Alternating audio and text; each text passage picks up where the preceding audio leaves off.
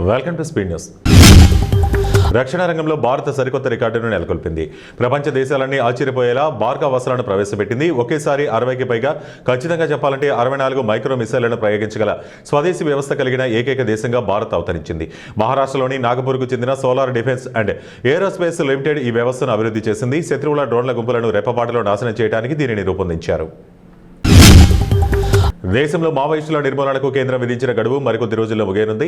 ఈ నేపథ్యంలో మావోయిస్టులకు మరోసారి భారీ ఎదురు దెబ్బ తగిలింది.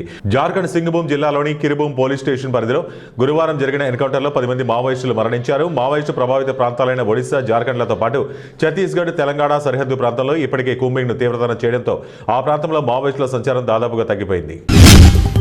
ప్రధాని మోడీ అధ్యక్షతన కేంద్ర కేబినెట్ బుధవారం న్యూఢిల్లీలో సమావేశమైంది. ఈ సందర్భంగా కేంద్ర మంత్రి మండలి పలు కీలక నిర్ణయాలు తీసుకుంది.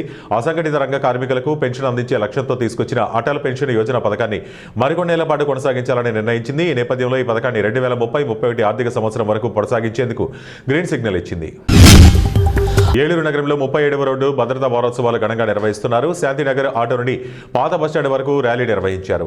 ముఖ్య అతిథిగా జిల్లా కలెక్టర్ వెట్టిసెల్వి హాజరయ్యారు. ఈ సందర్భంగా రీజనల్ ట్రాన్స్పోర్ట్ ఆఫీసర్ బాలేందు శేఖర్ జెండా ఊపి ర్యాలీని ప్రారంభించారు. ముఖ్య అతిథులుగా దెందులూరు శాసనసభ్యులు చింతమనేని ప్రభాకర్, ఇన్ఛార్జ్ డీడీఓ కేఎస్ఎంవి కృష్ణారావు మాట్లాడుతూ వాహనదారులు రోడ్డు భద్రతను తప్పనిసరిగా పాటించాలన్నారు. రాష్ట్ర ప్రభుత్వం మహిళల కోసం ప్రతిష్టాత్మకంగా ప్రారంభించిన సఖీ సురక్ష కార్యక్రమాన్ని వైఎస్ఆర్ కడప జిల్లా బద్వేల్ గాంధీనగర్ అర్బన్ హెల్త్ సెంటర్లో ప్రారంభించారు. ఈ కార్యక్రమానికి ముఖ్య అతిథులుగా బద్వేలు రెవెన్యూ డివిజనల్ అధికారి చంద్రమోహన్, బద్వేలు మున్సిపల్ కమిషనర్ వాకమల నరసింహారెడ్డి హాజరై ప్రారంభించారు. ఈ సందర్భంగా వారు మాట్లాడుతూ మహిళలకు స్వచ్ఛమైన ఆరోగ్యాన్ని అందించడానికి రాష్ట్ర ప్రభుత్వం ప్రత్యేకంగా సఖీ సురక్ష కార్యక్రమాన్ని నిర్వహించడానికి విశాఖపట్నం నుంచి ఓ ప్రత్యేక హెల్త్ టీంను పంపించి ఈ కార్యక్రమాన్ని నిర్వహిస్తున్నారని తెలిపారు. కాచిగూడ పోలీస్ స్టేషన్ పరిధిలోని సిసి షెరాఫ్ ఆసుపత్రిలో చోటు చేసుకున్న బంగారు ఆభరణాల చోరీ ఘటన కలకలం రేపుతోంది. ఆసుపత్రిలో చికిత్స పొందుతున్న పేషెంట్ డి కృష్ణ కుమారుడు అనిల్ కుమార్ తండ్రిని చూడటానికి లోపలికి వెళ్లి వచ్చిన తర్వాత ఐబ్రోస్ తీసేటప్పుడు ఆయన చేతికి వద్ద ఉన్న సుమారు 3 తులాల బంగారు ఆభరణాలు అనుమానాస్పదంగా మాయమైనట్లు కుటుంబ సభ్యులు అనిల్ కుమార్ గుర్తించారు. విషయం తెలుసుకున్న పేషెంట్ బంధువులు తీవ్ర ఆందోళనకు గురై ఆసుపత్రి యాజమాన్యాన్ని నిలదీశారు. మాసాపేట స్థానిక సంస్థలో గెలుపొందిన సర్పంచ్లకు రైతు వేదికలో ఎంపీడీఓ విఘ్నేశ్వర్ సన్మానించారు. అనంతరం వివిధ శాఖల అధికారులతో సర్పంచ్లు పరిచయం చేశారు. అంతేకాక గ్రామాల్లో ఉన్న సమస్యలపై చర్చించుకోవడం జరిగిందని, కార్యదర్శులు, సర్పంచ్లు సమన్వయంతో గ్రామాల్లో సమస్యలను పరిష్కరించే దిశగా చూడాలన్నారు. ఖమ్మం జిల్లా కల్లూరు సబ్ రిజిస్ట్రార్ కార్యాలయంలో సర్వర్ పనిచేయకపోవడంతో 3 రోజులుగా భూములు, ఇళ్ల స్థలాల రిజిస్ట్రేషన్లు నిలిచిపోయాయి. దీంతో కల్లూరు, తల్లాడ, పెనుబల్లి మండలాలకు చెందిన పలు రిజిస్ట్రేషన్లు కార్యాలయం వద్ద పడిగాపులు పడుతున్నారు. భూముల రిజిస్ట్రేషన్లో ప్రధానంగా ఇళ్ల స్థలాల రిజిస్ట్రేషన్ చేయించుకునేందుకు పలు గ్రామాల వారు 3 రోజుల క్రితమే బ్యాంకుల్లో లక్షల చలానాల రూపంలో జమ చేశారు. దీంతో విదేశాలు, ఇతర రాష్ట్రాల నుంచి కూడా వచ్చిన వారున్నారు.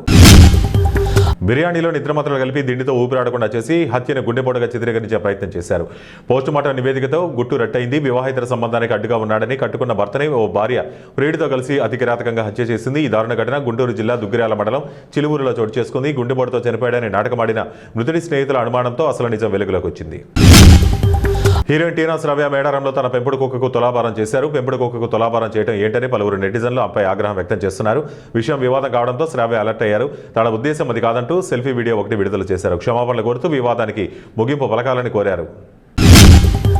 ప్రజా సమస్యల పరిష్కారమే ఏఎంఐఎం లక్ష్యమని కామారెడ్డి పట్టణ 48వ వార్డు ఇన్ఛార్జ్ సయ్యద్ ఇమ్రోజ్ అహ్మద్ తెలిపారు.